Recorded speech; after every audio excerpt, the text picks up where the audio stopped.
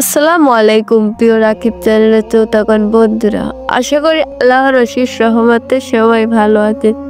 আমি আপনাদের এখন কিছু ঘটনা শোনাবো যে উম্মে ফাতেমার ফরিয়াদ ও নবীজির ঘটনা।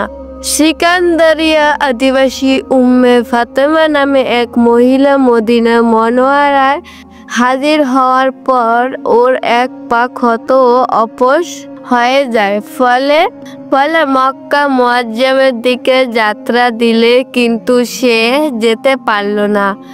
হযরত একদিন সে কোনো প্রকারে রওজা পাকে হাজির হলো এবং রওজা পাক তওয়াফ করতে করতে বলল, ইয়া হাবিবাল্লাহ, ইয়া রাসূলুল্লাহ, লোকেরা চলে গেলে আমি বয়ে গেলাম। হুজুর, আমাকে হয়তো পাঠানোর ব্যবস্থা করুন অথবা আপনার সমীপে তলব করুন। সে এ রহমত বলতে ছিল। বছরে 3 জন আরবি যুবক মসজিদে নববীতে প্রবেশ করে জিজ্ঞাসা করতে লাগলো, মক্কা মুআজ্জমায় কে যেতে চাচ্ছে? উম্মে ফাতেমা সঙ্গে সঙ্গে বললে, আমি যেতে চাচ্ছি। ওদের মধ্যে একজন ওকে বলল, তুমি দাঁড়াও। উম্মে ফাতেমা বলল, আমি দাঁড়াতে পারি না। যুবকটি বলল, আপনার পা লম্বা করুন। সে পা লম্বা করলো। তখন ওর ক্ষত পা দেখলো।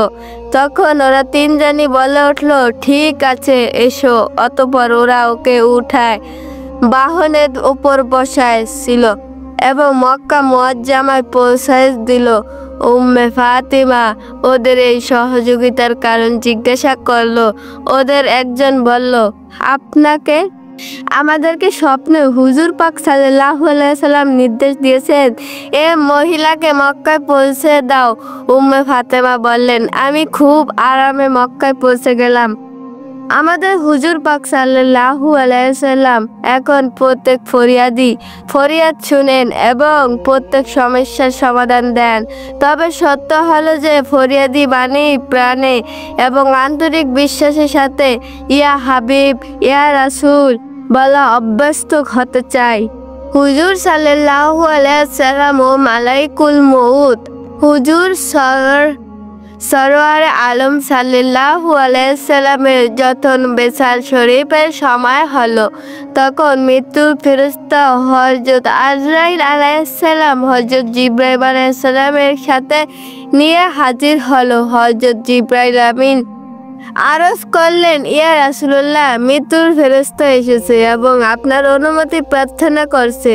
হুজুর সাল্লাল্লাহু আলাইহি সাল্লাম যে আজ পর্যন্ত কোনো সময় কারো থেকে অনুমতি নেয়নি এবং আপনার পরে আর কারো কাছ থেকে অনুমতি নেবে না। আরো বললেন, হুজুর, আপনি অনুমতি দিলে যে স্থায়ী কর্তব্য পালন করতে হবে। হুজুর ফরমালেন, মৃত্যুর ফেরেশতাকে সামনে আসতে বলো। অতঃপর মৃত্যুর ফেরেশতা সামনে এগিয়ে এলেন এবং আরজ করলেন, ইয়া রাসূলুল্লাহ, আল্লাহ তাআলা আপনাকে আপনার কাছে পাঠিয়েছেন। আমার আপনাকে একটা কথা এটা বলে দিয়েছেন যে আপনার প্রতিটি নির্দেশ যেন পালন করি এবং আপনি যা বলবেন তাই করব।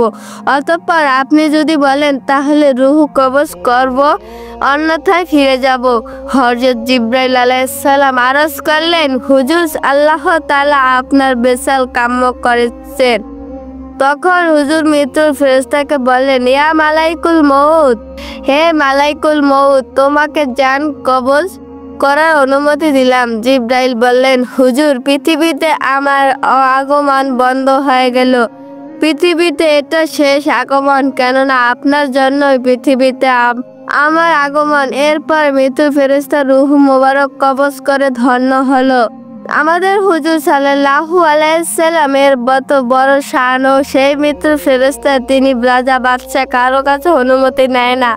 হুজুরের খেদমত হাজির হয়ে অনুমতি প্রার্থনা করেন এবং এরকম বলেন, যদি আপনি অনুমতি দেন তাহলে কোনো জান কবজ করব, অন্যথা করব না। আল্লাহ তাআলা ওকে এই হুকুম দিয়ে পাঠিয়েছেন যে আমার মাহবুবের অনুগত করো, তিনি যা বলেন তাই করো। হুজুরকে যারা নিজেদের মতো বলে ওর কথা বড় গুমরা, ওদের কাছে কি আজরাইল কোনো সময় অনুমতি চেয়েছিলেন? আমার আপনাকে একটা কথা এটা বলে দিয়েছেন যে আপনার প্রতিটি নির্দেশ যেন পালন করি এবং আপনি যা বলবেন তাই করব। অতঃপর আপনি যদি বলেন তাহলে রূহ কবজ করব, অন্যথায় ফিরে যাব। হযরত জিবরাইল আলাইহিস সালাম আরজ করলেন, হুজুর, আল্লাহ তাআলা আপনার বেসাল কাম্য করেছেন।